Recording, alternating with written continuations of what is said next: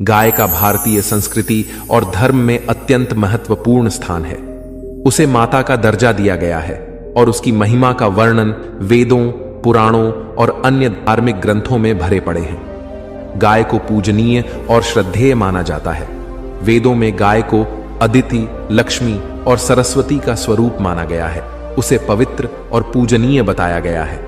गाय के दूध, दही, घी, गोबर और गौमूत्र को पंचगव्य कहा जाता है, जो धार्मिक अनुष्ठानों में प्रयोग किए जाते हैं।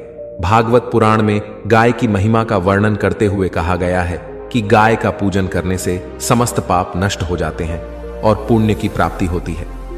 आज हम आपको गाय को रोटी खिलाने के 7 फायदे बताएंगे, लेकिन उससे पहले आपको एक शिक्षाप्रद कहानी सुनाते हैं। एक समय की बात है, एक छोटे से गांव में एक सुंदर गाय रहती थी जिसका नाम गौरी था। गौरी को उसके मालिक रामलाल ने बचपन से पाला था। उसकी देखभाल रामलाल के परिवार सभी सदस्य बहुत ही स्नेहपूर्वक करते थे। गौरी ने अपने जीवन में कई बार दूध दिया था और गांव के बच्चों से लेकर बुजुर्गों तक सबको अपने मीठे दूध से तृप्त किया था। रामलाल के घर की समृद्धि का एक बड़ा हिस्सा गौरी की बदौलत ही था। समय बीतता गया और गौरी धीरे धीरे बूढ़ी होने लगी। अब वह पहले की तरह दूध नहीं दे पाती थी। रामलाल और उसका परिवार अब उसकी देखभाल करने में असमर्थ महसूस करने लगे। गांव के अन्य लोगों ने भी रामलाल को सलाह दी कि अब गौरी को अपने पास रखने का कोई फायदा नहीं है। एक दिन रामलाल ने भारी मन से फैसला किया कि अब गौरी को छोड़ देना ही सही रहेगा। एक सर्द सुबह रामलाल ने गौरी को जंगल में छोड़ने का फैसला किया। वह गौरी को एक गाड़ी में बिठाकर जंगल के करीब ले गया। गौरी समझ नहीं पा रही थी कि रामलाल उसे कहां ले जा रहा है। जंगल में पहुंचकर रामलाल ने गौरी को गाड़ी से उतारा और अकेला छोड़कर लौट आया। गौरी ने उदासी और निराशा के साथ अपने मालिक को जाते देखा। गौरी को भी समझ में नहीं आया कि आखिर उसका मालिक ऐसा क्यों कर रहा है। उसे लगा कि शायद कुछ पन है, लेकिन मालिक उसे छोड़कर वहीं चला गया। गौरी लगातार उसे देखती रही और मालिक के जाने के बाद भी उसकी राह देखती रही, यह सोचकर कि वह जरूर लौटकर वापस आएगा और उसे ले जाएगा। गौरी उस परिवार को अपना मुखिया मानती थी और उन्हें अपने परिवार के सदस्य समझती थी। इसीलिए उसके मन में कभी भी उनके लिए किसी भी तरह की दुर्भावना नहीं आई। उसने हमेशा उन्हें अपने बच्चों की तरह पाला पोसा और उन्हें दूध दिया। लेकिन आज गौरी की आंखों में आंसू थे, क्योंकि उसके मालिक ने उसे जंगल में छोड़ दिया था। आखिर क्या वजह है? वह कई दिनों तक उसका वहीं इंतजार करती रही, लेकिन फिर भी वह लौटकर नहीं आया। गौरी अब जंगल में अकेली रह गई थी। वह बहुत कमजोर हो चुकी थी और भोजन की तलाश में इधर उधर भटकने लगी। जंगल में उसे डराने वाले जानवरों का सामना करना पड़ा और खाने पीने के लिए उसे बहुत कठिनाइयों का सामना करना पड़ा। वह दिन ब दिन कमजोर होती जा रही थी। कई दिन पर्याप्त भोजन न मिलने की वजह से गौरी बहुत कमजोर हो चुकी थी और अब उसका शरीर धीरे धीरे दर्द में पहुंचने लगा था। एक दिन वह धूप में बेहोश होकर वहीं गिर गई। तब कुछ राहगीरों ने उसे पानी पिलाया। उसने बहुत धन्यवाद कहा और उन्हें खूब दुआएं दी। उसे लगा कि अब उसकी जिंदगी बदलेगी, लेकिन उन लोगों ने भी उसे पानी पिलाकर वहीं छोड़ दिया, क्योंकि वह बूढ़ी हो चुकी थी और अब उसकी किसी को कोई जरूरत नहीं थी। गौरी ने उनका धन्यवाद कहा, फिर भी वह आगे चल पड़ी। अब वह जाए कहां, किसके घर पे जाए, किसके यहां खाना मांगे और किसके सहारे अपनी जिंदगी गुजारे। उसे अब अकेले रहने की आदत नहीं थी। लेकिन एक सुबह जब गौरी बहुत ही निराश और भूखी थी, उसे जंगल के एक कोने में एक महात्मा का आश्रम दिखाई दिया।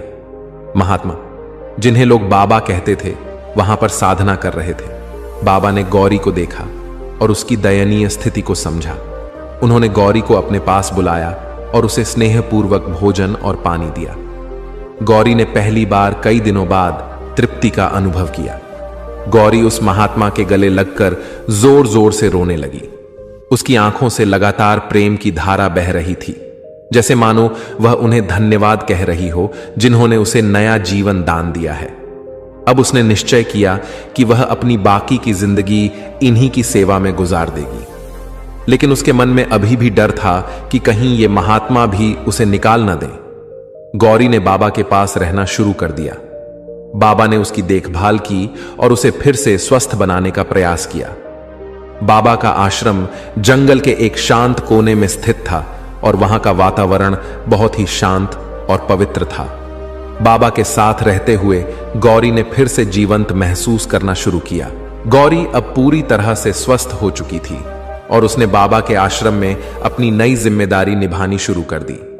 वह आश्रम में आने वाले भक्तों का स्वागत करती और उनके साथ स्नेहपूर्वक व्यवहार करती। बाबा के साथ रहते हुए गौरी ने योग और ध्यान का भी अनुभव किया। गौरी ने बाबा के साथ मिलकर आश्रम की सेवा करना शुरू किया। आश्रम में कई भक्त और साधक आते थे और गौरी उनके बीच एक प्रिय पात्र बन गई थी। उसका शांत और स्नेहपूर्ण स्वभाव सभी को आकर्षित करता था। गौरी ने अपनी नई जिंदगी में बहुत संतोष और शांति महसूस की। गौरी की कहानी धीरे धीरे गांव तक पहुंचने लगी। गांव के लोग जो पहले उसे बेकार समझते थे, अब उसकी कहानी सुनकर हैरान थे। उन्हें एहसास हुआ कि उन्होंने गौरी के साथ कितना अन्याय किया था। रामलाल भी अपनी गलती का एहसास करने लगे और उन्हें अपनी गलती का पछतावा हुआ। गौरी का मालिक रामलाल भी महात्मा के पास आया और अपनी गाय को उस हालत में देखकर बहुत खुश हुआ, लेकिन वह अपनी गलती पर शर्मिंदा भी था। उसने महात्मा से माफी मांगी और कहा, महात्मा जी, मैं इस गाय को ले जाना चाहता हूं। दरअसल यह मेरी गाय है। महात्मा ने उसे गाय ले जाने से मना कर दिया। उन्होंने कहा, तुमने इसे बहुत कष्ट दिया है, तुम इसके योग्य नहीं हो, इसीलिए तुम पाप के भागीदार हो और मैं तुम्हें इसे साथ ले जाने नहीं दूंगा। लेकिन गौरी ने कहा, नहीं महात्मा जी, ये मेरे मालिक हैं। इन्होंने ही मुझे बचपन से पाला पोसा और बड़ा किया है। मैं इनके घर में ही रही हूं, इसीलिए मैं इनके साथ जा सकती हूं। गाय की विनम्रता और प्रेम भाव देखकर महात्मा ने कहा, ठीक है, लेकिन इस गाय को ले जाने से पहले मैं तुम्हें कुछ बातें बताऊंगा जिन्हें तुम्हें जीवन भर याद रखना होगा। अब मैं तुम्हें गाय को रोटी खिलाने के 10 अनमोल फायदे के बारे में बताने जा रहा हूं जो तुम्हारा जीवन बदल देंगे। महात्मा ने गांव के सभी लोगों को अपने पास बैठाया और कहा, अब मेरी बातों को ध्यान से सुनो। गाय को रोटी खिलाने से मिलने वाले सबसे पहले फायदे के बारे में मैं बताता हूं। पेन कर्म शुद्धि। यह एक अच्छा कर्म माना जाता है जो हमारे बुरे कर्मों को कम कर सकता है और आत्मा की शुद्धि में सहायक होता है। मान्यता के अनुसार जब आप किसी गाय को रोटी खिलाते हैं तब आपके मन में सकारात्मक ऊर्जा का संचार होता है। इससे आपके कर्मों की शुद्धि होती है और आपके मन से पाप कर्म और बुरी भावनाओं का नाश होता है। इससे आपका मन कोमल और शीतल बन जाता है और आपके मन में जीवों के प्रति दया उत्पन्न होती है। इस प्रकार आप एक बेहतर जीवन की शुरुआत करते हैं और आपका जीवन समृद्ध और बेहतर बनता है। 2. मन की शांति। गाय को रोटी खिलाने से मानसिक शांति और संतुलन मिलता है। यह ध्यान और ध्यानावस्था में सुधार करता है। गाय को रोटी खिलाने से अशांत मन शांत हो जाता है और हम चीजों को एक अलग नजरिए से देखने लगते हैं। तब हमारा मन शांति और सद्भावना में रहता है। यह हमें दर्शाता है कि हमारे मन में किसी के प्रति कितना आदर और भावना है, क्योंकि गाय अपने आप में सकारात्मक ऊर्जा लिए होती है। इसीलिए यह आपके कठिनाइयों को दूर करने के साथ साथ आपके मन को शांत करती है और आप परेशानियों से मुक्त महसूस करते हैं। तब आपके मन में चिंताएं नहीं आती। 3. मानसिक संतुलन।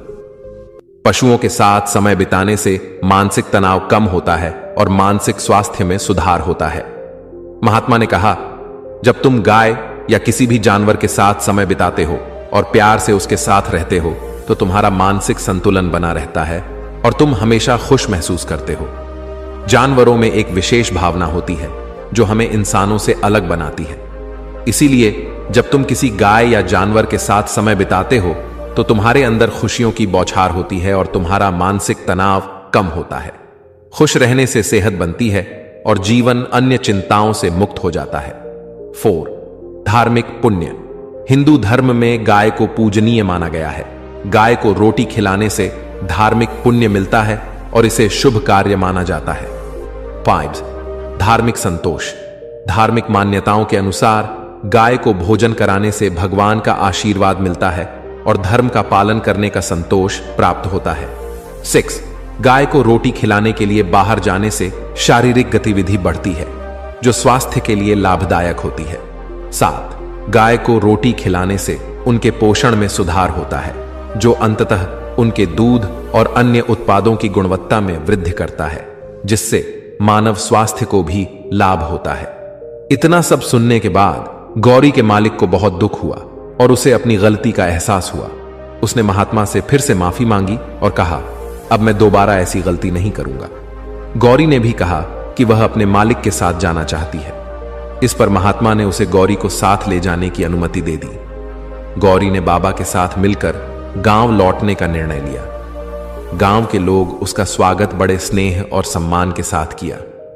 गौरी अब गांव की प्रिय गाय बन चुकी थी और सभी उसका बहुत ख्याल रखते थे। गौरी ने अपने जीवन की एक नई शुरुआत की। वह अब गांव के बच्चों के साथ खेलती, बुजुर्गों के साथ समय बिताती और गांव के हर व्यक्ति के जीवन में खुशी और शांति का संचार करती। गौरी की कहानी ने गांव के लोगों को सिखाया कि सच्ची खुशी और संतोष दूसरों की सेवा और सम्मान में है। गौरी ने अपने जीवन में बहुत कष्ट सहे थे, लेकिन अंत में उसे सच्ची खुशी और संतोष प्राप्त हुआ। उसकी कहानी हमें यह सिखाती है कि जीवन में कभी हार नहीं माननी चाहिए और सच्चे स्नेह और सम्मान से हर कठिनाई को पार किया जा सकता है। बाकी अगर यह कहानी आपको अच्छी लगी हो तो इस वीडियो को लाइक करें। तब तक मिलते हैं हम आपसे ऐसी ही एक और प्रेरणादायक कहानी के साथ अगले दिन। धन्यवाद।